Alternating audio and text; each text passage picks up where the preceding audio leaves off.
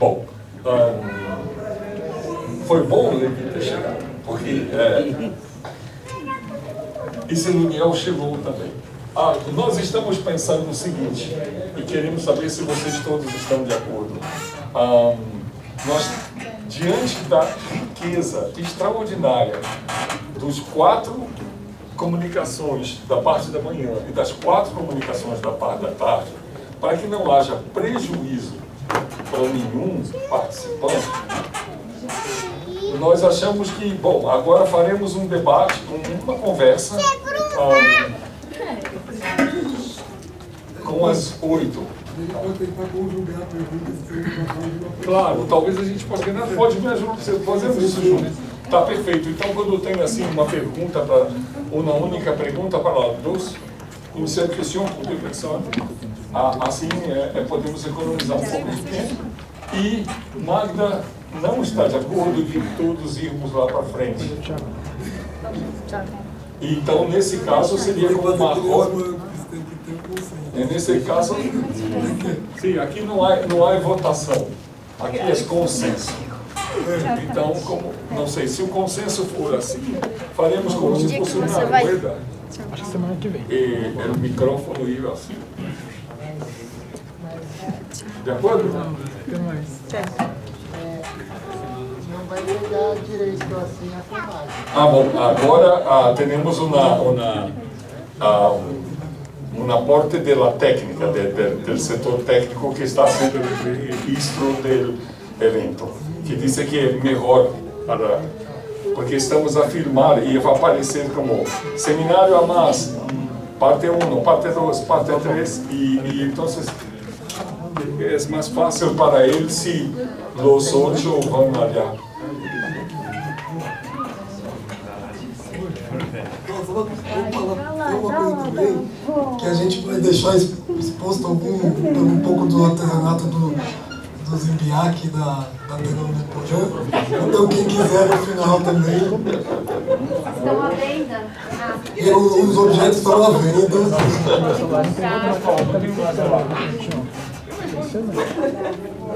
Faltam quantas cadeiras? Combien de chaises?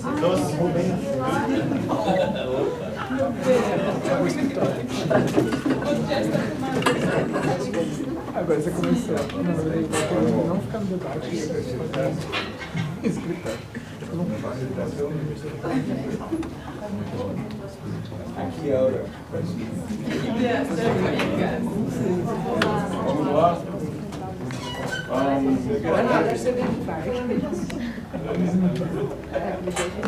A gente vai fazer. Porque a gente tem que entregar o microfone. Esse tem cadeira para todo mundo. Vamos fazer uma. Atenção. Enquanto faremos a roda de conversa, o debate, quem é que trouxe? Foi o Tiago, como é o nome dela? Laodiceia? Tiago e Laodiceia trouxeram alguns artesanatos, um blá, então, que estão em exposição, e se alguém se interessar, estão à venda por preços módicos e são muito bonitos. Então eu recomendo que todos vejam, se alguns quiserem podem comprar.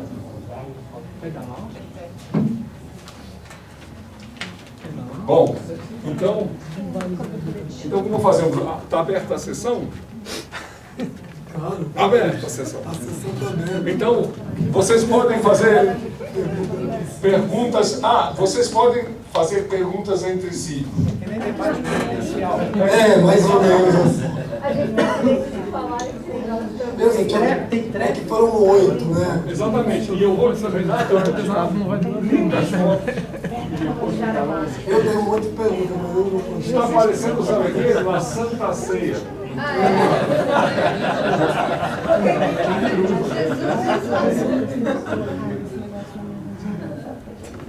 A ver se eu sou de bom. Aparece David.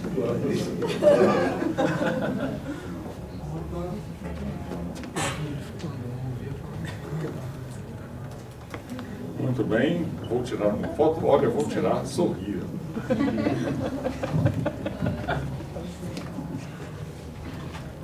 Ficou ótimo, eu vou mostrar para você. Pronto, muito boa. Talvez vocês tenham perguntas uns para os outros. Alguém quer começar? Em qualquer língua, francês, espanhol, português, e hacemos uma tradução de Guarani também. Catalão. Catalão, bolso vindo para o Guarani. Bueno, depois Ó, eu tenho que aí vocês terminam. Não pode juntar que eles passam barulho. Eu imagino que é bom 5 minutos para cada um, né? Porque senão a gente vai ficar aqui. Ah, bom. Né? Perguntas pequenas e respostas sucintas. Vamos começar a ver se alguém na plateia tem pergunta, porque eu acho que estamos um pouco tímidos. Olha lá, Emanuel tem uma pergunta. O cavaleiro tem aqui uma pergunta. Para quem você vai dirigir a pergunta? Para Paul. Tenía una Para pregunta. Paul. Vale. Breve, trato de ser breve. Tres. En relación a la experiencia del gobierno territorial autónomo, que ha sido una experiencia muy importante, ¿no sé si se escucha? En Perú, y creo que sirvió como ejemplo y como modelo para otras experiencias, por ejemplo, las propuestas que se desarrollaron en Pucallpa, en el Consejo Shipibo Conimbo, Shetebo, de autonomía Shipibo, etc. Quería saber si dentro, ¿no?, de la experiencia del gobierno territorial autónomo hubo o hay una voluntad de, digamos, difundir la experiencia o extender, ¿no?, el conocimiento de esta experiencia hacia, digamos, otros contextos indígenas, uno, y dos, siempre muy puntual, si tú crees que la experiencia, digamos, One Piece ha marcado un hito, ¿no?, en este proceso, ¿no?, de reivindicaciones indígenas, de autonomía, y por lo tanto, ¿cuál ha sido el efecto en los últimos años de esta experiencia como, digamos, experiencia piloto para otras instancias indígenas, obviamente en Perú?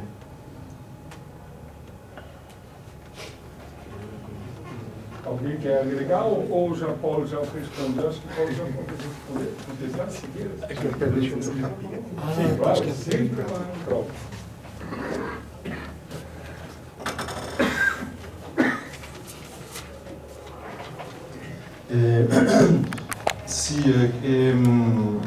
Sí, creo que quizás es un poco temprano para decir si habrá consecuencias mayores, ¿no?, sobre las organizaciones políticas indígenas en el resto del país, ¿no?, de Perú, pero sí es cierto que los líderes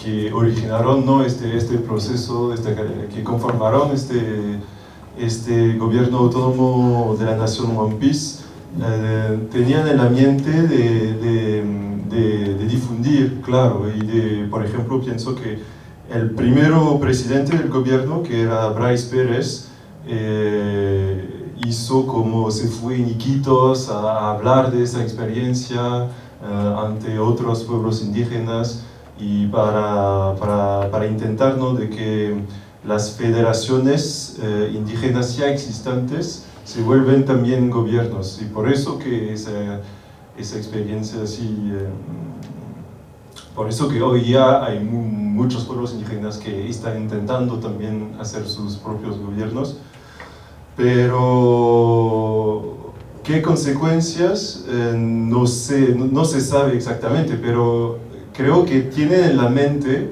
de influir la política del Estado, y que al final él está bajo la presión de estos gobiernos autónomos, que haya una casi, creo que es muy ambicioso, pero a ver si va a pasar, que haya una casi refundación de la Constitución peruana para que se vuelva Estado plurinacional, ¿no? Eso es la meta, creo. Pero a ver lo que va a pasar, porque como traté de mostrar esta mañana, para el funcionamiento propio del gobierno es muy complicado, ¿no? Para que se mantenga, perdón, en el tiempo, ¿no? Así que vamos a ver. Alguém mais tem uma pergunta? Você pode, se Essa é quiser. uma coisa meio geral, assim, não sei se... Então você aproveita e faz para vários. Todo mundo... Não, sim, porque eu tinha feito pergunta, mas aí não vou fazer todas, porque é muita coisa. Não, porque eu fiquei pensando na discussão geral do seminário. Estou falando... compreende? Não, tem essa discussão, né? Eu acho que uma coisa que é um pouco consenso, que a gente conseguiu ver aqui, até pegando as coisas de ontem também, é que tem o mundo, digamos, indígena tem uma crítica ao conceito de representação política, pelo menos o conceito mais clássico, né? Desde do Hobbes e tal, e que a ideia de representação ocorre como esse contraponto, né? Um outro jeito de pensar que não parte por essas relações em ausência. Então tem uma crítica generalizada, acho que algum consenso entre essas, né, essa crítica a uma ideia mais moderna, né, da filosofia política moderna, de representação política. Mas aí parece que tem dois tipos de análise possíveis, né? Uma que separa mais radicalmente a ideia de representação e a ideia de apresentação, e como se a gente tivesse diante de representação é uma coisa que vem, né, do mundo moderno, ocidental, e a apresentação é o contraponto indígena. Mas tem algumas análises também que trouxeram, por exemplo, a coisa da a Magda, o Bor, o mesmo Antônio, pensando assim, também, acho que, bom, todo mundo colocou isso de um jeito ou de outro, né? Qual que é o impacto das políticas, da entrada da política representativa para essas populações.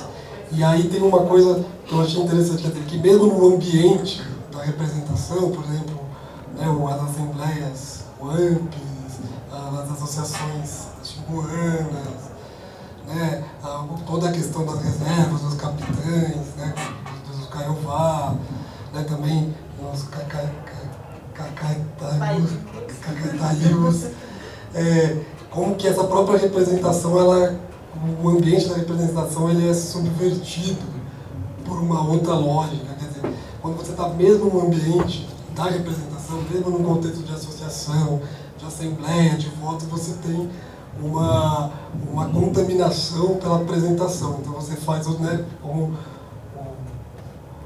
o Paul falou, né, das diferentes falas e da busca do consenso, então é outra relação. Ou das mulheres no Xingu, né? Então, só fiquei pensando, quer dizer, como que o próprio, você fala um pouco da Magda fala, né, dessa ideia de performance da representação, como que esse próprio ambiente da representação é subvertido por outras lógicas, né? Isso é uma coisa que eu vi um pouco mais ou menos presente nos trabalhos, e se você puder falar um pouco mais disso a partir dessa distinção, né, dessa oposição, desse contraponto, mas como que essas coisas, uma coisa também invade a outra, de certa maneira, né? Da mesma maneira que as próprias ideias de liderança, de chefias, que não são exatamente vinculadas a uma representação, acabam tendo que se deparar com fora, né? Então, meio que pensando nisso. E essa ideia da performance, da representação, eu achei muito interessante, né? A coisa do emboraio, né? Também o emboraiu, das festas, né? Como que não basta só ser o representante, né? Você tem que cumprir essa agenda da generosidade, das relações. Então é mais um comentário geral. Não sei se querem comentar.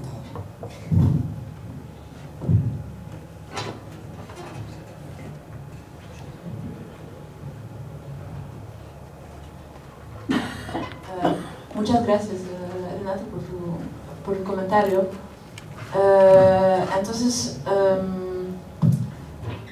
sí, como lo he dicho, es lo que estaba intentando de pensar es de representatividad o representación instituida por la ley.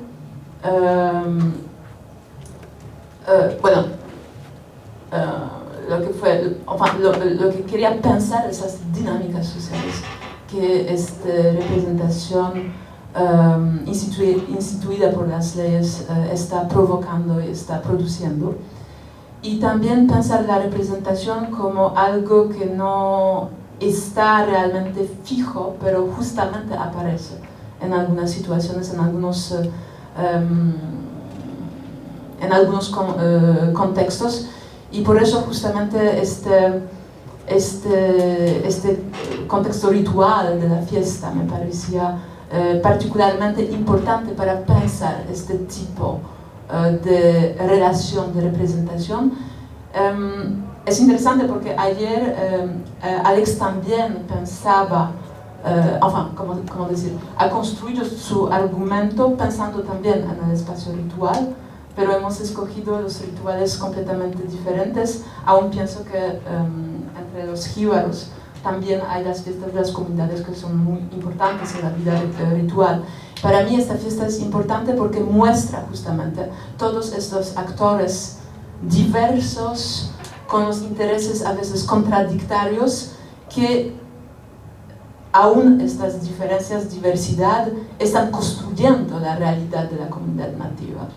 Y por eso me parecía como un punto de partida interesante para pensarlo. Y también ¿cómo decir? Como no percibo la representación como algo fijado, como un hecho, me parecía importante de pensar los momentos en cuales aparece este tipo de relación. Entonces, por eso el enfoque que puse en estas fiestas. Me paro aquí, quizás alguien quiera añadir algo. Não era bem uma pergunta, só comentário. Tem comentário também. Quer fazer?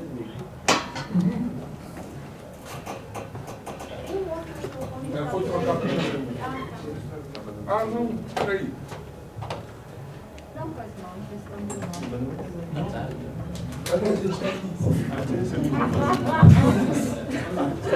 Yo tengo también un pequeño comentario y quizá una pregunta dirigida a ella, ¿no? Y un poco el comentario va también sobre el tema representación. Y el comentario era claro, digamos, representación y presentación, en particular representación es una palabra muy polisémica, ¿no? Y quizá cada uno pues la ha empleado de una forma diferente, cosa que está muy bien, pero digamos que quizás se podría haber señalado, no sé, en un momento dado de las discusiones que hemos tenido previamente antes de que aunque quizás no hubiera sido necesario, justamente para no perder la pluralidad, digamos, de interpretaciones que se ha hecho sobre este término, ¿no? Pero yo, por ejemplo, personalmente he trabajado en la noción de representación política, ¿no? Que esto limita un poco el término, ¿no? En relación a representación en general, y me da impresión que por ejemplo, cuando se ha hablado de representación como performance, quizás es no un abuso del lenguaje, naturalmente, porque efectivamente la representación puede ser utilizada como un sinónimo de performance, en realidad, es la forma en que se dice en castellano, por otro lado, representar, ¿no? O sea, es jouer, ¿no? En francés es representar en un teatro, en una pieza de teatro, ¿no? Luego, esto me lleva a decir otra consideración, ¿no? que es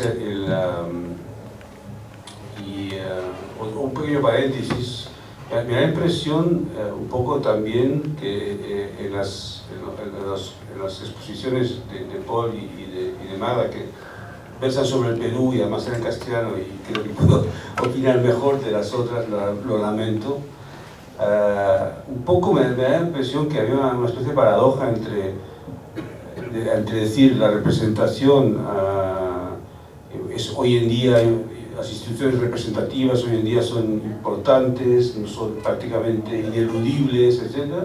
Y las dos presentaciones me han parecido bastante que en realidad presentaban así la paradoja, porque en realidad lo que versaban sobre las dificultades de colapso, vamos a decir, de estas instituciones representativas frente al embate de la presentación que de alguna forma quiebra y digamos, sí, posibilita prácticamente el ejercicio de una representación políticamente conveniente, vamos a decir, ¿no? Ahí me quedo, ¿no? Y regresando sobre la cuestión y la pregunta va dirigida a Diana, y regresando a la cuestión de la polisemia, ¿no? De estas, y de quizá de ir más allá de la noción de representación política para abarcar otros aspectos como tú has intentado hacer, ¿no? Y en particular asociar esto a metonimia y a metáfora, representación a metáfora y representación a metonimia. Claro, eso ayuda a pensar. Por otro lado, quizá de alguna forma hace incontrolable, ¿no? esta dualidad de representación y presentación, porque si igualamos cada uno a metáfora y metonimia, claro, todo puede ser, ¿no? Todo puede ser pasado por esta dualidad, pero hay que tener en cuenta que no toda representación, toda representación es metafórica, toda representación es metonímica, pero no toda metáfora es representación, y quizá no toda, ¿no? Y luego pues hay este problema que no sé si quieres quizá responder a esta paradoja, digamos. Sin mascarilha. Não, Márcio, aqui não vai dar certo, porque... Tá bom, deu certo, ok.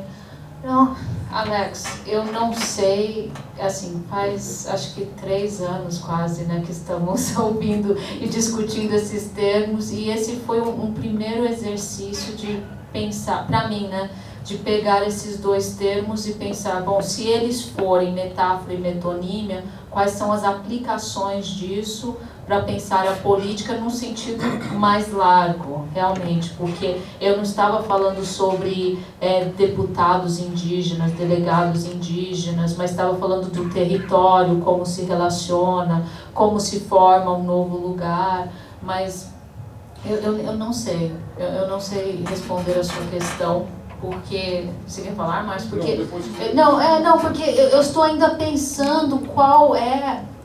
Como que eu posso dizer? Acho que a palavra utilidade não é, mas qual é a instrumentalidade desses dois conceitos que você nos propõe para refinar coisas que outros não nos permitem.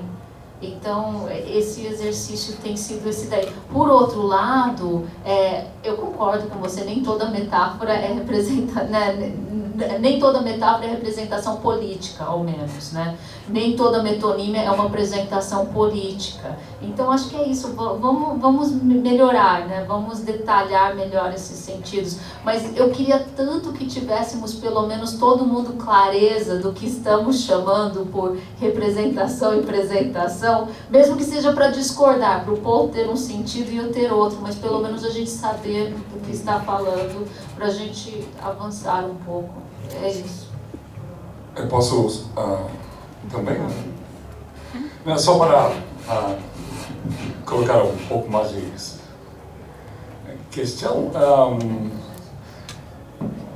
Eu vou falar em português, mas se precisar, um adjetivo em português ele pode ser qualificativo ou restritivo. Não me parece que quer dizer, colocar o adjetivo política depois de representação diminui o foco do nosso problema, diminui o tamanho do nosso problema. Isso porque a política, como sabemos, é uma palavra que também merece, enfim, uma série de questões. Eu vou cometer uma pequena indiscrição. Paulo e eu estávamos andando para o almoço, para a economia, para a cantina, e eu falava com ele, né, que tinha a impressão de que usávamos a palavra política em sentidos diferentes. Enquanto no trabalho do Paulo Silva, você não concordar, por favor. Porque, inclusive, a ideia aqui não é um convencer o outro, não. Se a gente conseguir mapear diferenças de pontos de vista, isso vai ser extraordinário, um ganho extraordinário no nosso seminário. Mas a ideia é de que, por exemplo, uma das maneiras possíveis de olhar o político inclui a noção de república, de res pública, de coisa pública. Implica.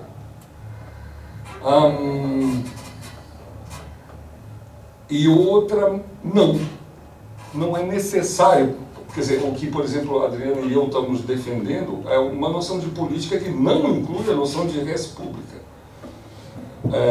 Mas uma noção mais minimalista do político, que é a administração da polis, de onde vem o termo. Penso que é discutível imaginar que na raiz um conceito grego tenha como base uma noção romana, né, de res pública. Né? Não estou querendo fazer brincadeira, mas política quer dizer administrar a polis. Agora, temos um problema agora, como é que a gente entende a polis, a aldeia, o universo?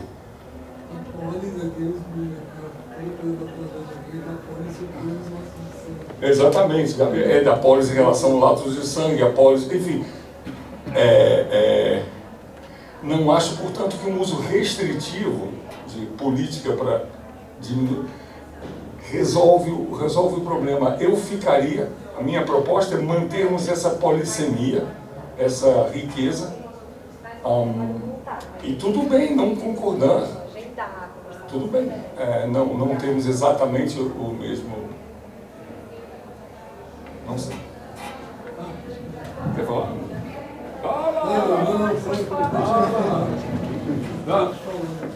Diga, Danke. É livre.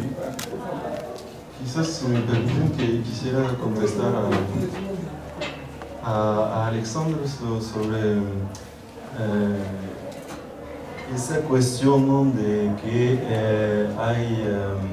que la representación en fin fracasa, ¿no?, en el gobierno territorial autónomo de la nación One Piece, por ejemplo. Si entiendo bien lo que tú dices, es decir, que en fin la representación, a ver, no voy a formular de otra manera.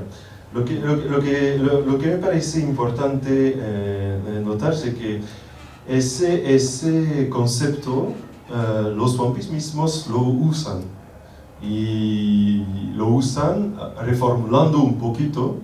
Es decir, que yo traté de demostrar que el representante representa una decisión muy clara de una asamblea, que es un portavoz de una decisión muy clara, mientras clásicamente en la filosofía política moderna, ¿no?, de Hobbes y todo, el representante hace más que ser portavoz de una decisión. Lleva con él una voluntad general, así que tiene más libertad, un mandato, claro. Y yo quisiera mostrar que el uso del concepto de representación en este gobierno tiene efecto, tiene consecuencia muy clara, que es que al fin precisamente el gobierno fracasa, porque no funciona, y tienes razón, a causa del régimen representativo. Pero no se puede pensar la política del gobierno autónomo solo con representativo. Necesitamos Claro. Pensarlo con la representación. Y creo que es un poco lo que quieres decir quizás con la ley, con el uso de la ley en las comunidades. Entonces, lo veo el mismo. Momento, no el solo- micrófono. Ah, no, ¿cuál de los dos? No. Uno. Sí, es simple, sí, claro que pienso justamente que la presentación no es suficiente para pensar estas relaciones, y no solo en el contexto, quizá en el marco del gobierno, pero también de las comunidades nativas, porque las esperas, las reivindicaciones y los enjeux, desafíos, son muy diferentes.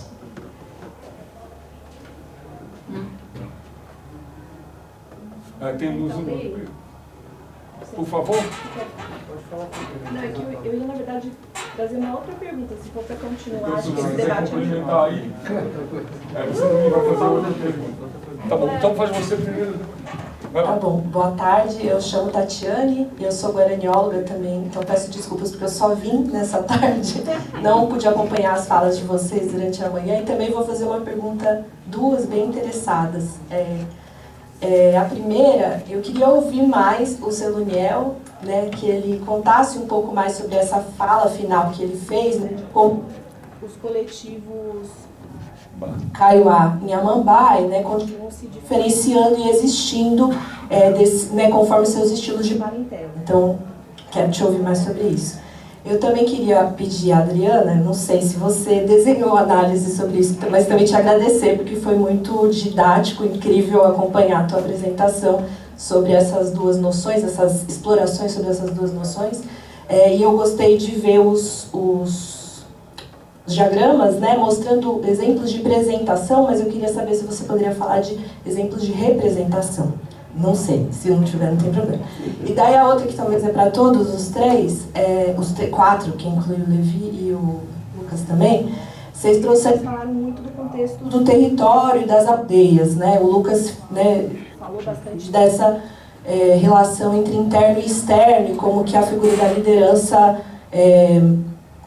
né, se dedica muito ao externo, não consegue produzir um boraú ali no plano da aldeia. Eu queria trazer uma outra figura, uma outra forma da política guarani, que é o ATU, né, que parece que é uma figura escalar que está na aldeia, está em plano regional, está nacional, para pensar, pedir que vocês falem sobre como que talvez essa ideia de apresentação acontece também nessas assembleias, nesses contextos em que, por exemplo, no caso do Mato Grosso do Sul, a gente tem uma sequência, né, histórica de assembleias que desemboca na construção de um Atuguaçu, que não se transforma numa organização representativa, mas também faz a representação, né, política dos Kaiowá e Guarani, e no caso do Mbiá, faz o oposto, né, cria uma organização representativa, mas que tem uma estrutura que talvez seja meio representativa, né, que eles ficam tentando desviar. Então eu queria que vocês falassem um pouco sobre os Atu, Nhemboatu, Atuguaçu, etc. Bom, os quatro vão falar, mas, Alexandre, quando juntamos muitos especialistas em Guarani, isso sempre acontece. Algumas palavras que quem não é guaranitólogo ou guaraniólogo não compreende. Então, por favor, o que é ATU? Isso para a gente poder também, claro. Acho que a tradução que todo mundo mais concorda é a Assembleia. Tá bom. Agora sim, por favor, os guaranitólogos e os guarani. Pega a palavra. Primeiro Cedu que vai continuar a fala dele.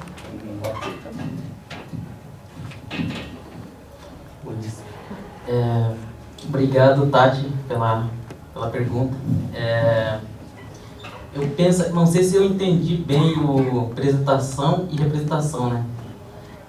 Eu penso que Levi, que representação, apresentação são os coletivos que tentam, que criam diferenciações entre si na prática. E representação são capitão e lideranças que tentam homogeneizar essa diversidade, né, de diferenciação que acontece na prática. Essa relação de da diversidade de parentelas, né? De coletividade. Por exemplo, parentela do capitão, o capitão, né? Ele cria uma coletividade. A intenção dele é permanecer nesse cargo, né? Criando várias estratégias. Só que ele é diferente. O objetivo dele é homogeneizar, acabar com a diferença, né? De que eu represento a comunidade como homogênea, né? Maquiando toda a diversidade de parentela aí existente, né? E o apresentação, eu acredito que essas diversidades de coletividades, né? De apresentação, por exemplo, uma parentela se produzir contra essa representação,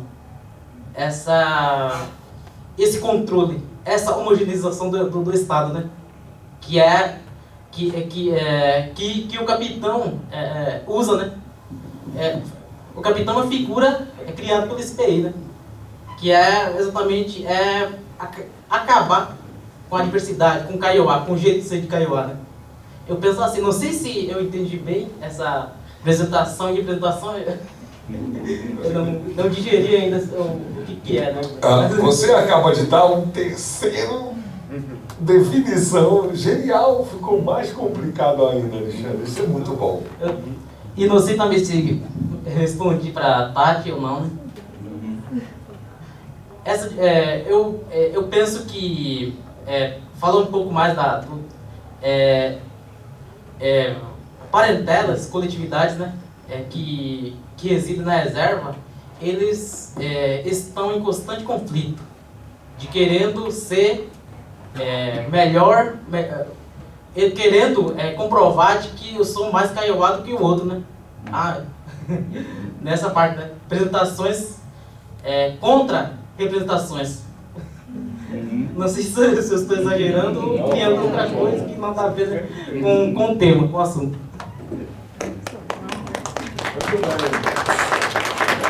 Algum outro guaranitólogo guaraniólogo? Muito contemplado aqui pela fala do Daniel, bastante sintonia nessas questões. Eu fico às vezes pensando um pouco nessas questões até das definições da política, assim, eu tendo a pensar, a aderir um pouco mais àquela definição do Latour, que eu acho que também está mais próxima do que o senhor está falando, como a arte, né, de constituir e dissolver coletivos.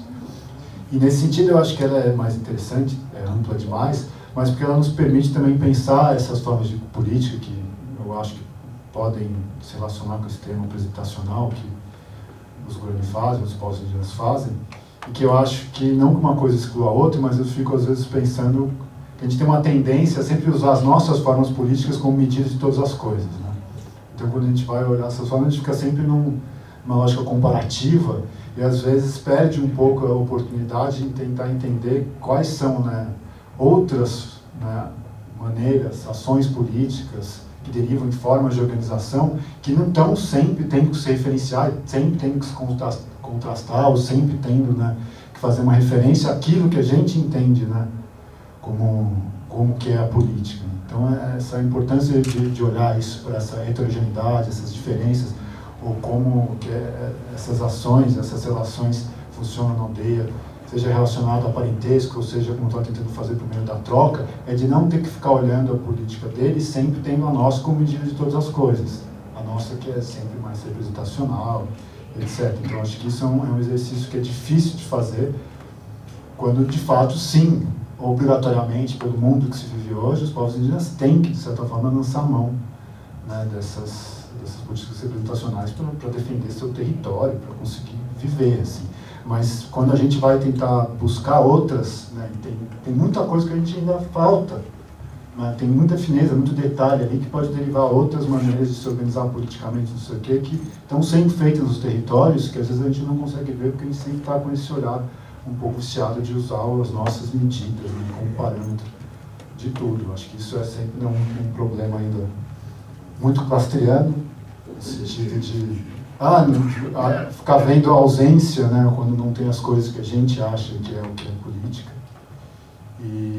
Mas que precisa sempre ir afinando, assim, tem que ir afinando esse olhar. E daí eu acho que as reuniões, né, os ateus, as assembleias, o que eu vejo é quando tem essas tentativas de desenvolver formas políticas mais representacionais, sempre dá problema, né? A gente teve uma experiência recente aí de uma assembleia da Comissão Guarani-Urupá, que daí eles começaram, né, já por outras experiências, que nós hoje tem que fazer sistemas de votação para escolher os coordenadores, e foi um total desastre. Ficou uma lógica representacional assim, por região, as regiões começaram a brigar, quem que leva mais ônibus, não sei o quê, quem que leva mais ônibus, quem mobiliza mais recursos, não sei o quê, enfim. E acabou com a maneira como que eles faziam antes, que era, de certa forma, talvez mais próximo com essa ideia até de metonímia, das pessoas serem, né, as lideranças, os tiondários, terem ramificações uns dos outros, essas coisas vão sendo feitas nessas dinâmicas, e que a lógica representacional rompe totalmente com isso. Homogeneiza tudo. Levi, quer falar só sobre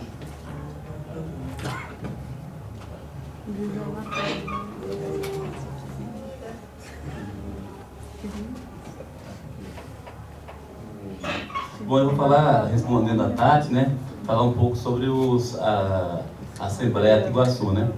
Então ela começa na década de 80, mais ou menos meados da década de 80, né. Eu acompanhei, trabalhava lá na época. E aí ela começa primeiro começa como movimento dos rezadores. Você conhece a história, né, dos rezadores. Antes de ter a Iguaçu, teve o Direito Iguaçu, juntavam vários rezadores para rezar junto, por conta da frustração com os líderes políticos, capitães e companhia, que não conseguiam encaminhar a questão da terra. Então, os rezadores chamaram para si isso, né? Fizeram esse movimento de rezadores. Aí, na sequência, daí começou a ter participação também dos agentes políticos, dos líderes políticos, começaram a acompanhar também, e daí virou a Assembleia de Iguaçu. Mais ou menos no início da década de 90, o CTI não atuava com o Guarani, mas atuava com os Terena, né? E estava fazendo a experiência lá de criar associações. E daí se discutiu bastante essa ideia de o Iguaçu virar uma associação também. E aí se discutiu isso durante anos, né? Acho que até hoje, vira e mexe, esse tema volta. E sempre, eu trabalho no PKN, e nós do PKN eram contra essa ideia. O CIMI defendia e tal, né? Você dava muitos embates também nas agências indigenistas e tal, e entre os próprios índios. Mas o que aconteceu é que não se criou até hoje. O Iguaçu nunca virou uma associação. E passou por muitos momentos difíceis, essa Assembleia, tipo assim, pessoas, lideranças políticas que se autonomearam presidente da Iguaçu, secretário da Iguaçu, né? Sem ter diretoria, né? Mas sempre várias pessoas se revezaram nessas tentativas de magnificação, vamos dizer assim, né? Mas eram sempre que o Iguaçu meio que passa por um descaminho, as lideranças religiosas que iniciaram o movimento vão na reunião e tomam conta da reunião e afastam essas tentativas de apropriação. E eu imagino que isso que salvou a Iguaçu até hoje. Porque se você tem uma diretoria com estatuto, acontece o que aconteceu com muitas associações indígenas do Brasil afora, né? Você acaba não podendo deslegitimar legalmente uma diretoria eleita, né? Então isso, e aí eu acho que isso é importante. Bom, mas de todo modo, assim, voltando na questão eu estou convencido que não tem como pensar a existência de reserva, e mais de 80% dos Guarani vivem em reserva, são mais de 50 mil, né? Não tem como pensar a existência das reservas sem você ter uma administração centralizada. Como que você vai? Você tem que criar um espaço, né? E a capitania não tem dado conta disso, né? Mas que tem que se pensar algum espaço de representação, acho que tem. E, por exemplo, aqui você falou do CNPI, né? Por exemplo, o representante do CNPI lá do Mato Grosso do Sul era uma pessoa que não tinha entrada nenhuma, ou quase nenhuma. Ninguém nem sabia que ele era representante, e nem ele queria que falasse, para não gerar problema para ele, né? Então, eu acho que essa questão da representação é um problema muito sério. Só que quando você junta quanto mais você aglomera, você vai para esse processo de confinamento, que é o que ocorre lá, mais difícil fica operar com a apresentação. Você tem as aldeias, a boa parte delas é uma parentela, né? Tem outros maiores, né? Mas assim, se você pensa as aldeias menores, é mais fácil você operar, mais fácil imaginar operar mais próximo, pelo menos, da apresentação. Mas em grandes aglomerados, como lá tem mais de 10 mil, né? Então acho que fica muito difícil você não ter que recorrer a um instrumento de representação. Pessoal, eu vou responder bem rápido para a Tati, porque uma rede, como eu mostrei aqui exemplos de redes, e uma rede é uma figura metonímica por excelência, ela é pedaço de um todo. Agora, eu fiquei pensando bastante esses dias se eu conseguiria representar alguma coisa nela, mas é uma questão mais filosófica. A gente podia sentar, conversar e tentar fazer uns exercícios, porque eu tenho um monte de conta por aí que eu tô doida para mostrar para vocês. Então, mas é isso. Eu queria falar uma coisa pro Luizinho, mas eu sei que o Antônio está na fila. Eu posso só fazer um comentário muito rápido, que ele nem tem que falar nada se ele não quiser? Não, que eu gostei muito de escutar o Luizinho falar que o Estado se apresenta para muitos povos indígenas como uma multiplicidade, não como um. Né? Que o Estado se apresenta como várias coisas. Eu gostei muito de escutar, né? Eu acho que você também, porque a gente vive muito isso, essas agências todas e os povos indígenas tentando colocar ordem nisso daí, nessa multiplicidade, né? Então, só isso rapidinho. Passar para o Bom, ninguém mais vai furar a fila do Antônio agora. Não.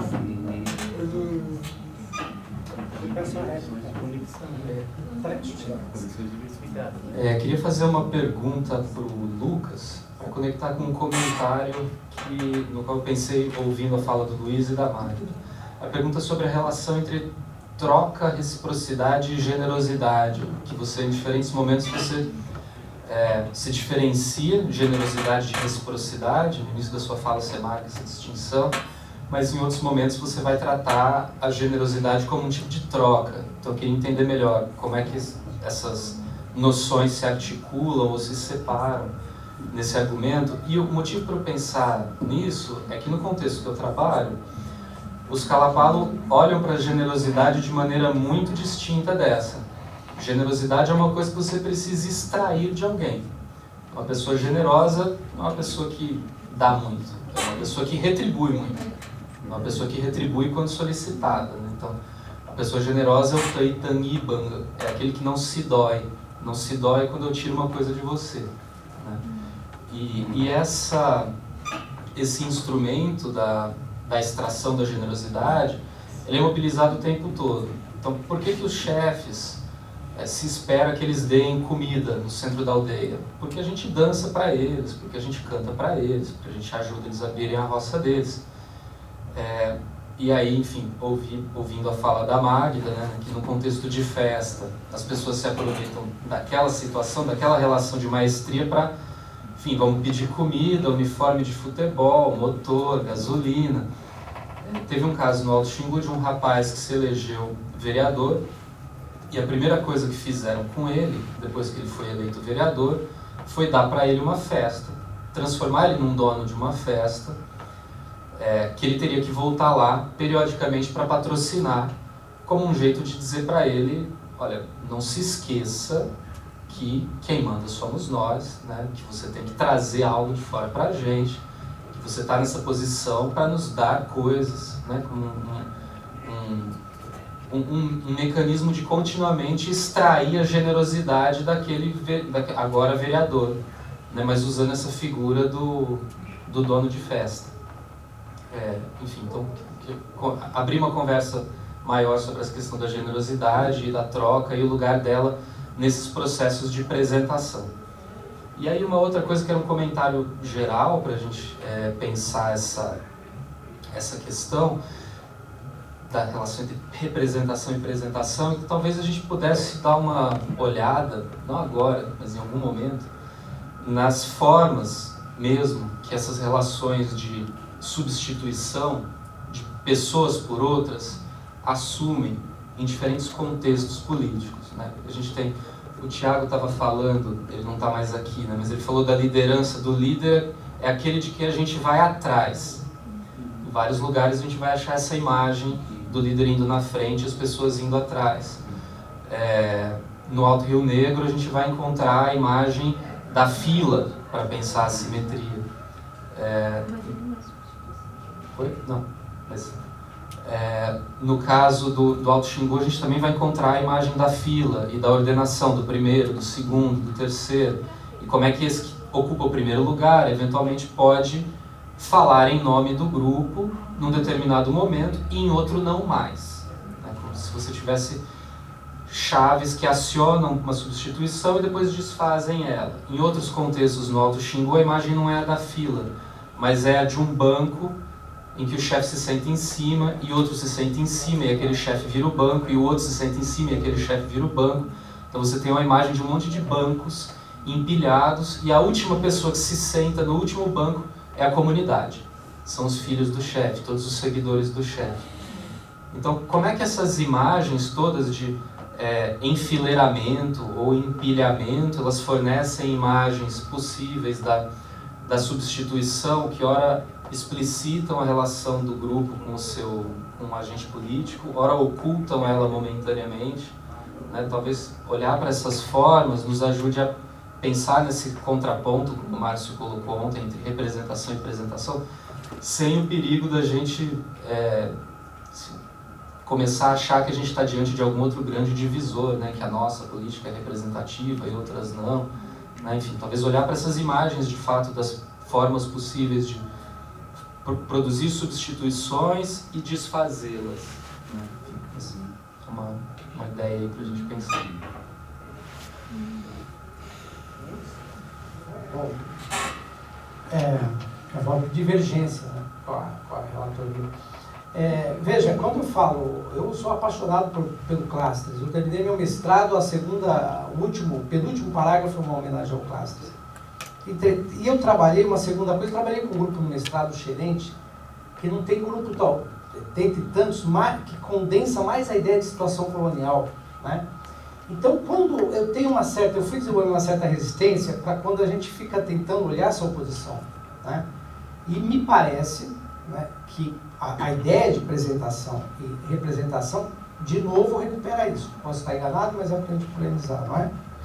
E por que eu digo isso? O Xerente, por exemplo, quando tinha uma crise muito profunda na comunidade de envolver morte, por exemplo, e essa era a fundamental, tinha alguma briga, eu me lembro de uma que eu estava lá, processo eleitoral, um camarada bebeu e quebrou a cabeça do outro na borduna, virou um auê e de repente passa 5, 6 velhos numa caminhonete. Eu pergunto, o que está acontecendo?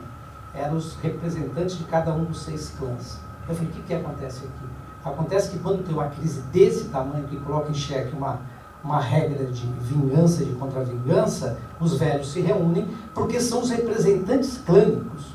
Eles são as figuras mais poderosas de cada clã. Então tem uma delegação ali, tem uma ideia de representação. Então quando eu fiz um pouco a provocação de manhã, de que eu acho que há intensidades de presentificação e de representificação extremamente híbridos num mundo extremamente colonizado.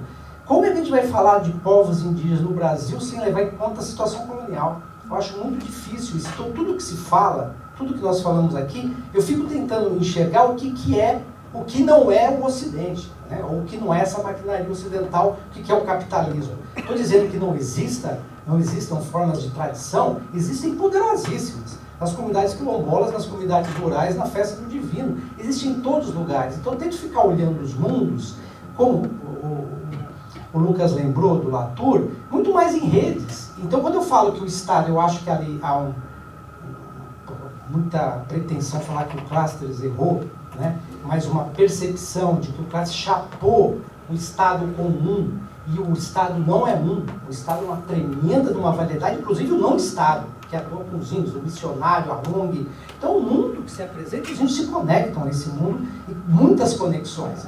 E essas conexões têm presentividade, não presentividade e representatividade. E buscar onde essas intensificações, né, de cada um, eu acho que é um grande desafio. Por isso que eu tento ver as coisas muito como híbridas, né? O Xerente eu via tudo híbrido. era a política faccional e clânica xerente dentro das eleições, e vice-versa. A política faccional e clânica xerente dentro das associações e feitiçaria dentro das associações. Tudo muito misturado. Eu tentava criar deixa eu ver onde é isso aqui, onde é que é o colar. É um exercício heurístico que a gente faz, porque a realidade é muito pesada. Bom, para terminar, o que eu trouxe os partidos aí, mas veja, eu tenho a impressão, a gente tem que olhar essas formas de representação, que eu tentei falar e não consegui desenvolver, mas partido, associação e os conselhos são formas de representação e de apresentação também que traz intensificações diferentes de cada uma delas. O que eu quero dizer? Eu tenho a impressão, ouvido todo mundo, que os partidos políticos permitem uma válvula de escape, para polemizar com vocês mesmo, para presentificação. O que eu quero dizer? Permite uma carreira solo para os povos indígenas, que muitas vezes o assembleísmo, essa forma nossa, que conectou com os índios, eles têm que produzir assembleias e plenárias, e eleger diretorias consensuais o tempo todo, e os partidos políticos chegam, quem quer ser vereador? E aí você tem 40 vereadores diferentes numa eleição, e é uma festa dos vereadores. E não elege nenhum. Quem elege é o cara do PMDB, da Arena e tal. Não quer dizer, já elegeram muitos, mas eles poderiam eleger muito mais. Eles poderiam ter domínio hegemônico dos municípios. Não tem, porque o Pará tem uma carreira que se apresenta aí. Então, eu acho que é um pouco isso. E para finalizar, quando eu descrevi o conselho xerente, o conselho dos Auém, que eles falavam, eu descrevi aquilo como uma forma tradicional por excelência do xerente.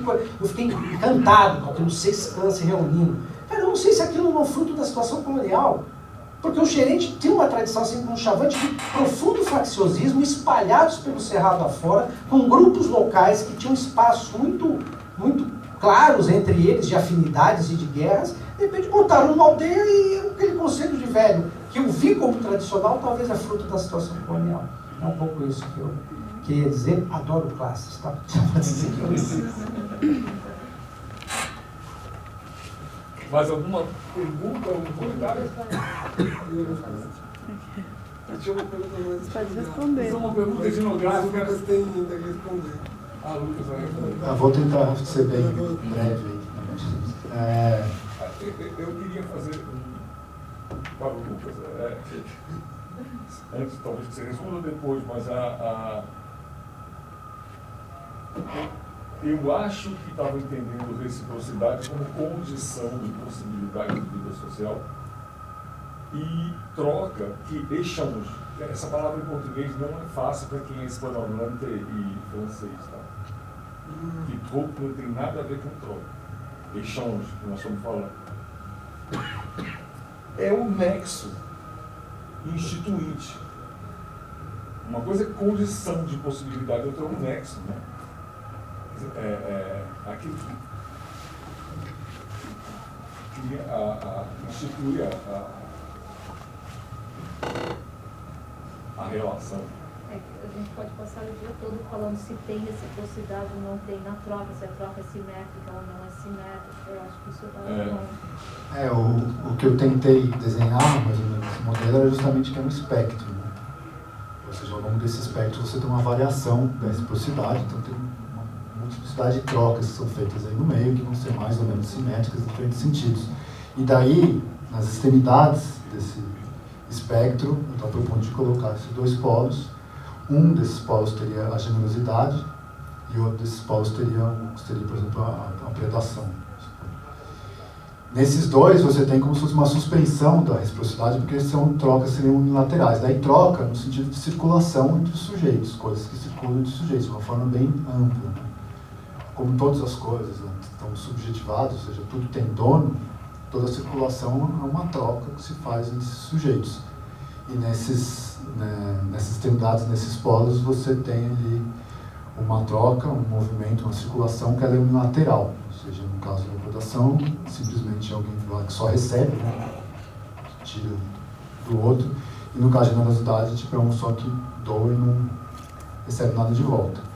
Mas daí indo para a questão que você colocou sobre essa diferença de generosidade no contexto que você falou, eu acho que o que você estava descrevendo, assim, se assemelha muito mais com essas figuras clássicas da liderança, que o grupo está sempre cobrando a liderança. Eu acho que ela existe, eu acho que ela está mais próxima um pouco até no exemplo que eu cito da Beatriz Moisés, quando ela fala da função guerreira da liderança. Nos casos que a gente vê nas aldeias Guarani, é daquela liderança que tem um grupo familiar e que ela tem um certo monopólio das relações com o exterior. Então ela que recebe os bens do exterior, não sei o que, e ela que controla, né, como que vai distribuir isso, e o grupo fica brigando com ela porque quer esses bens que vêm do exterior, essas coisas. Mas eu estava tentando pensar, eu acho que o Boraú, generosidade não é, né, a palavra mais certa, como também não seria nem amor, nem algumas outras. Mas a ideia de pensar a generosidade do Boraú seria pensar uma forma de política que não é essa dessa liderança que está fazendo esse famigerado mediador com o exterior, que controla, né, esse fluxo, mas ao contrário, é uma liderança que expande o interior. Assim.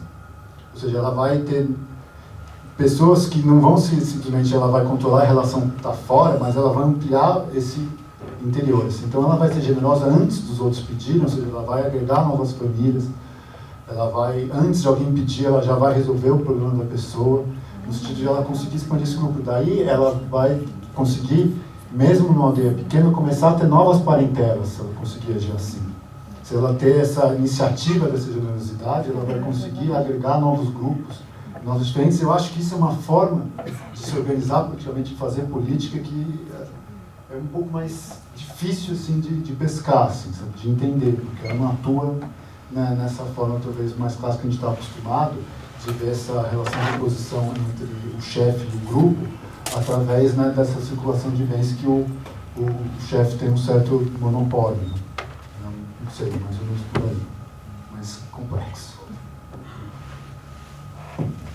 Voy a intentar de contestarte ante muchas gracias por tu pregunta, pero tengo que decir que ya sé como tengo algunas dificultades de seguir en portugués. No estoy segura que entiendo bien la cuestión, pero en lo que concierne a la generosidad del jefe y esa distribución de las cosas que está haciendo en el contexto de la fiesta, claro que se podría decir que es una expresión de la generosidad del jefe que se espera en la comunidad, pero pienso que es una interpretación parcial y me parece que justamente tomando en cuenta de dónde vienen las cosas que deben estar distribuidas y que no se trata tan solo de la relación entre el jefe y los comuneros, pero sobre todo entre los empresarios, sobre todo la empresa de explotación de madera y los comunarios. Eso me parecía como más quizás pertinente, no sé si es pertinente, sí, de pensarlo como una manifestación de esta representatividad, de la capacidad del jefe de defender los intereses de la comunidad frente a todos estos actores exteriores. Entonces, no me parece tanto que se trata de la generosidad del jefe en este caso, sino más que de sus capacidades de crear las alianzas y de... sí. No sé si respondo, si contesto a tu... Na verdade, nem era uma pergunta, era mais o que tinha me chamado a atenção era a semelhança entre a forma de fazer. Né? No caso que você descreve, você tem o contexto da festa para demandar daquele anfitrião que ele demonstre essa capacidade. Daí, no caso alto-xinguano, você teve ali uma solução para uma situação nova, um rapaz eleito. Vamos transformar ele em dono de festa para a gente poder fazer exatamente esse mesmo tipo de cobrança. Mas não era tanto uma questão, mas era mais chamar a atenção para a afinidade entre as formas pelas quais esse controle, o teste do representante acontece. Né? Eu não sei se já acabou. A Lauriene estava lá. Então tem muita gente. Lauriene. Será que ele faz todas aí depois? Tá bom. Então você acha melhor fazer toda uma rodada? Então vamos fazer assim agora. Porque as coisas têm que acabar em alguma hora. Então nós vamos fazer uma rodada que todo mundo vai perguntar. Várias perguntas diferentes. Aí depois vocês...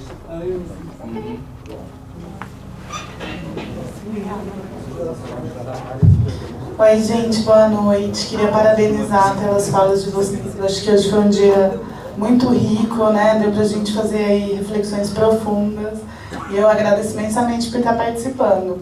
Mas, na realidade, eu tenho uma curiosidade. Fiquei muito curiosa com o trabalho do Antônio. E fiquei pensando, né? Dessa relação das mulheres com o xamanismo e dessa possibilidade mais contínua delas acessarem justamente porque elas vivenciam nos seus corpos essas possibilidades de possuir elementos para poder fazer esses processos de iniciação. E aí eu fiquei pensando, bom, todas as mulheres, né, imagino eu lá nos Calapau, passam aí por algum ritual de menstruação, de primeira menstruação, em graus variados aí, enfim. E aí eu fiquei pensando, se sendo assim, qual que é... Todas as mulheres podem virar xamã, no fim das contas? Se as que não viram, viram o quê? E aí eu fiquei pensando nessa possibilidade, né, de pensar a coisa da cosmopolítica, da relação com o xamanismo das mulheres, e eu fiquei pensando nessas outras mulheres. Onde é que entra a política na vida delas, assim, mas é mais uma curiosidade mesmo que eu fiquei pensando. Obrigada. Alguém mais quer fazer então uma rodada final? Eu tinha só uma coisinha. Claro, eu também vou ficar assim por... Não, são duas questões, assim, uma mais pontual, que fiquei pensando se é possível comparar nos Guarani, no Caiová e no Biá, a ideia de Tekojojá, né, que o Samuel e Levi falaram, né, que tem muito a ver com a questão da liderança, e o Imboraiu, né, a generosidade de um lado, e isso que o Samuel falou que é um pouco tem a ver com simetria, né? Então, ver se essa é uma comparação possível. E esse termo Jojá, se ele aparece, eu acho que Imbiá, né? Não, né? Então, só para pensar essa aproximação, comparação possível.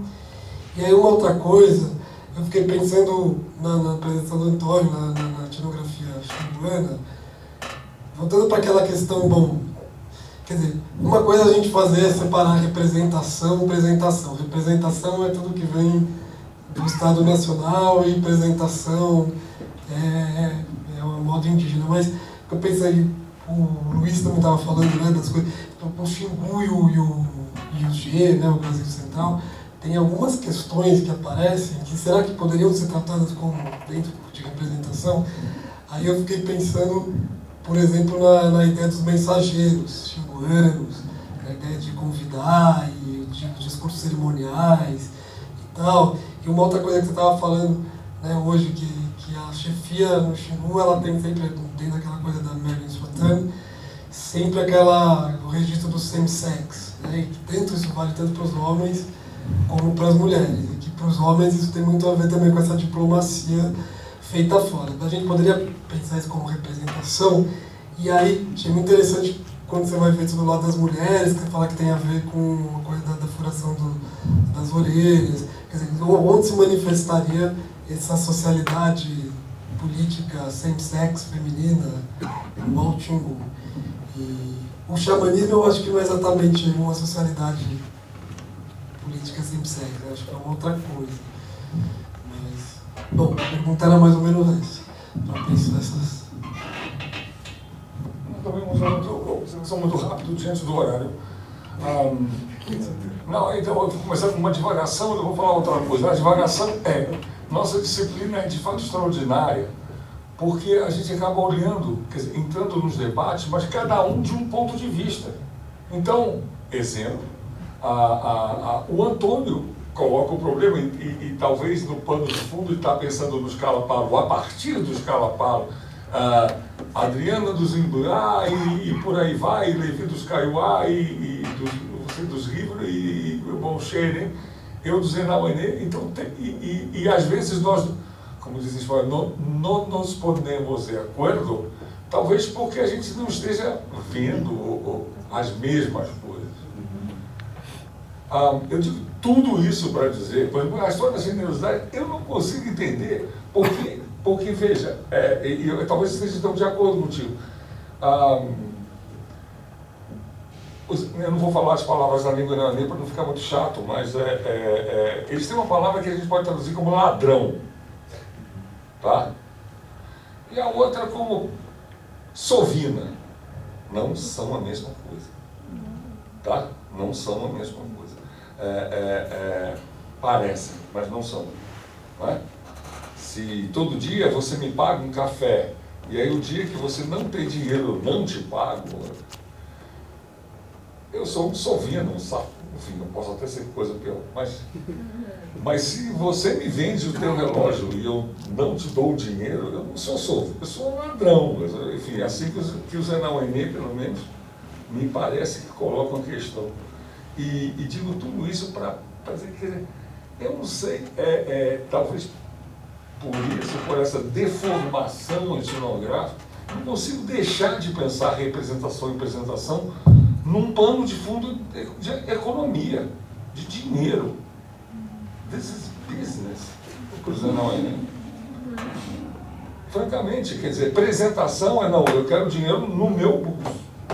Agora, como é recurso, tudo bem, manda lá o rapaz. Mas não precisa comentar, pelo menos o que eu disse. Alguém quer falar qualquer coisa? Fazemos então uma rodada final. 2 minutos.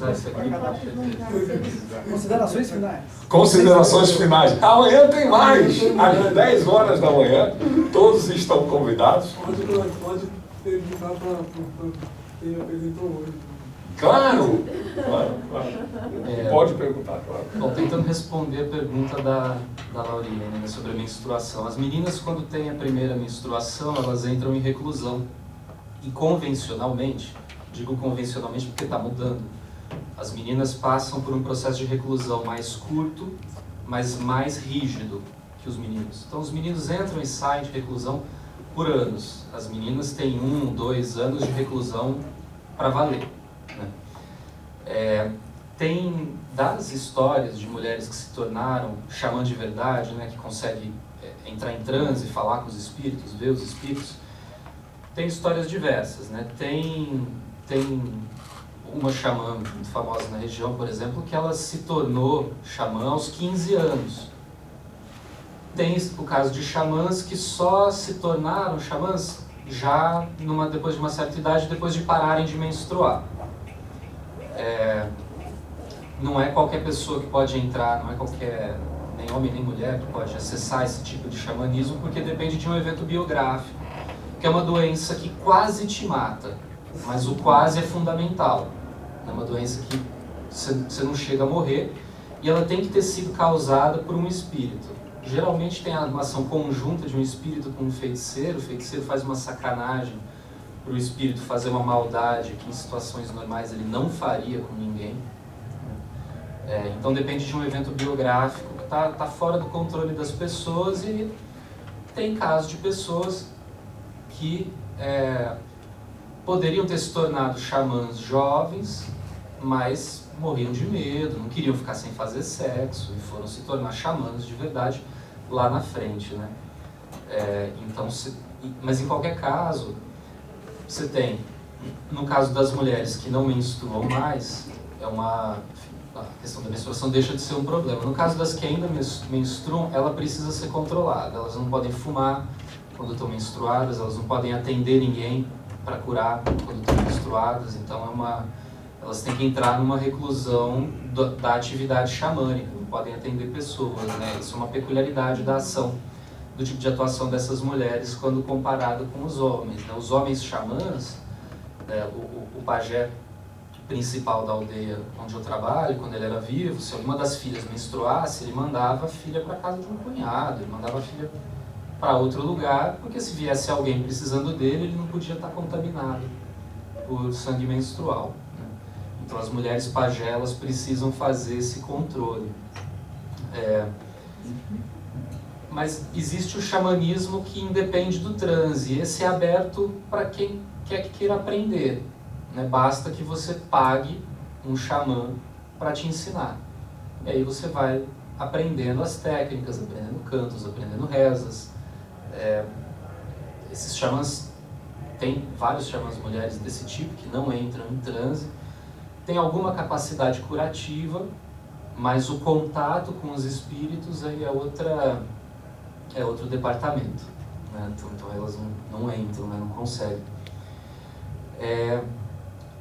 Pergunta do Renato. Pô, as perguntas são perguntas difíceis, né? Tem algumas questões que podem ser tratadas como representação, por exemplo, a diplomacia dos homens. Eu acho que, dentro de certos limites, talvez a gente possa pensar sim. Por exemplo, já que o Márcio trouxe o Soci, a Adriana trouxe o Jacobson, mas talvez a gente pudesse convidar o Peirce também para essa conversa, para as analogias semióticas, porque a noção de signo do Peirce vai dizer que, bom, o signo está no lugar de algo, mas aí com uma introdução, uma novidade, é para alguém. E esse estar no lugar de algo, né, a relação entre o representamen e o seu objeto, pode ser muito variada, né? Ela pode ser arbitrária e ser uma relação em ausência, então o representamen está completamente descolado do seu objeto, ou ela pode ter uma relação de contiguidade existencial, causal, etc. Né? Então, eu acho que os chefes xinguanos, quando discursam, os donos das plantas ou dos animais, quando aparecem, eles ocupam um pouco esse lugar do signo, eles estão no lugar de algo para alguém, numa relação sempre de contiguidade existencial, né? Nunca numa relação completamente separada, mas com uma singularidade. Essa relação, ela se desfaz, ela tem um momento convencional para que ela se desfaça, ela não pode perdurar, né? Então o chefe vai, discursa, ele apresenta o grupo na ausência do grupo, né? Os discursos cerimoniais, isso é espacialmente, corporalmente marcado, né? Os chefes estão discursando entre si, é conversa de chefes porque os chefes dominam e porque só interessa aos chefes, né? Os chefes fazem as baixinho entre si, as pessoas estão lá fora, mas é uma ausência muito relativa, porque as pessoas, enfim, é na ausência do grupo, mas o grupo não está tão distante assim como quem está aqui e as pessoas que estão, os representantes que estão num parlamento, né? Então, não sei, a gente teria que pensar mais sobre essa possibilidade. Eu diria que talvez sim, mas você teria que achar aí um conceito de representação que não é esse, né? E aí eu fico até me perguntando se o do Peirce não nos ajuda aí a tentar navegar por esse universo. Eu até acho interessante, a gente falou um pouco dessa figura dos donos e dos mestres, que talvez seja um bom caso teste para a gente pensar.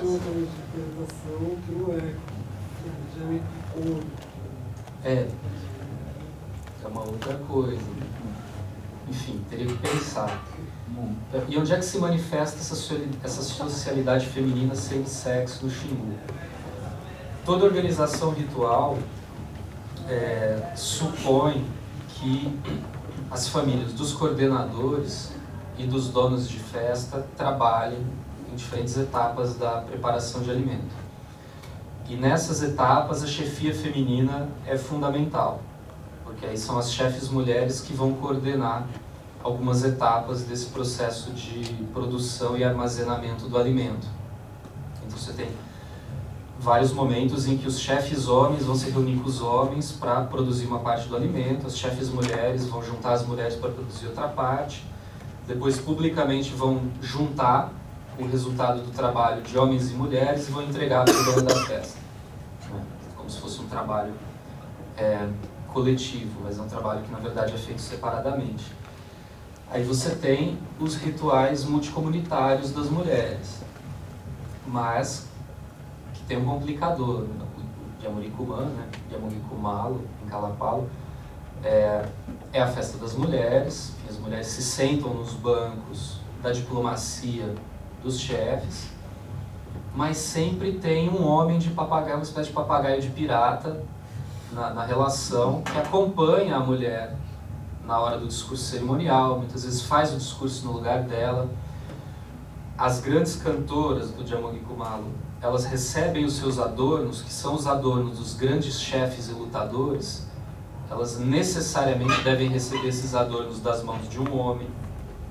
Elas vão usar esses adornos e sempre vai ter um homem que vai... As mulheres estão tocando tudo, mas vai ter um homem que está fazendo uma cena de coordenar a performance, né? Vai para lá, vai para cá, agora isso, agora aquilo, né? Como se essa socialidade interétnica, semissex feminina, ela nunca, como se ela sempre tivesse que esbarrar num empecilho em que ela não consegue se realizar completamente do mesmo jeito que a socialidade semissex se realiza, né? Eclipsando as relações de sexo cruzado. Mas assim, tô tentando imaginar isso agora, né? Também é outra coisa que precisaria pensar mais.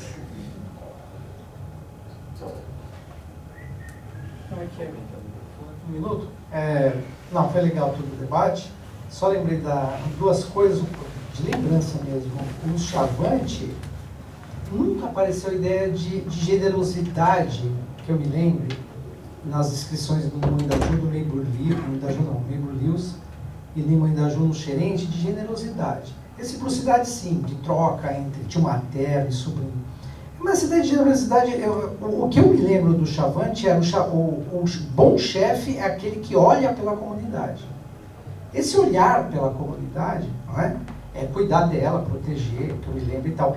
Mas sempre, no cotidiano, e lendo as etnografias anteriores, sempre tinha problemas de que o chefe ficava com coisa demais, aí brigava, aí ele caía, o outro cacique. E parece que tem uma certa ideia também muito poderosa de que os povos indígenas são generosos por essência e desconhecem eu acho que descontextualiza, né? Não quero dizer que não sejam, e eu insisto, não quero dizer que outros povos não indígenas não sejam generosos também, a depender dos seus contextos. Eu vou terminar só uma coisa. Que aí a gente vai... Não, fazer uma...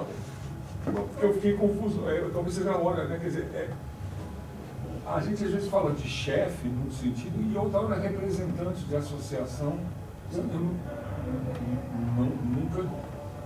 misturei essas coisas. Você está falando do chefe da aldeia, do cacique. Sim. Onde então, mas essas ideias, eu diria para você que elas vão para a associação, aí de novo, a associação tem que pegar o projeto e distribuir para todo mundo, mas não distribui, aí a diretoria cai.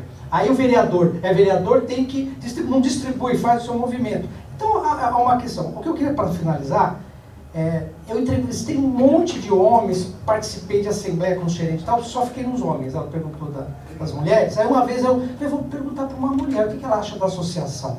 Eu me lembro até hoje a resposta, eu escrevi isso. A associação serve para homem fazer churrasco, não serve mais para nada. Essa foi uma fala tão poderosa de que eu poderia ter investido mais nisso, mas de como aquela mulher enxergava aquele associativismo gerente que foi poderoso uma época, e depois começaram a aparecer cargos, professor, toda essa parada toda, as associações se acalmaram, ninguém mais derrubou mais ninguém, tem 3, 4 associações, acalmou. Antes era uma grande disputa porque havia um projeto, era ali que entrava a grana, como o Márcio disse, não é? E agora não, está tudo mais calmo. É isso, valeu, obrigado. Vamos fazer a fala final, a gente... Porque depois fica difícil levar de volta o microfone. A gente está com preguiça.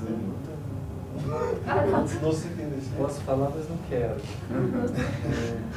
Porque já são quase 7 horas. Vamos obrigatório. Não. Porque amanhã continua, isso que vai ser uma coisa que Alexandre e eu já asseguramos. Amanhã continua, siga o seminário.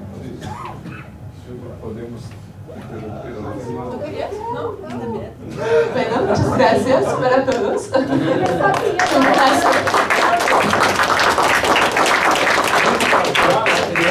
que acabasse, né?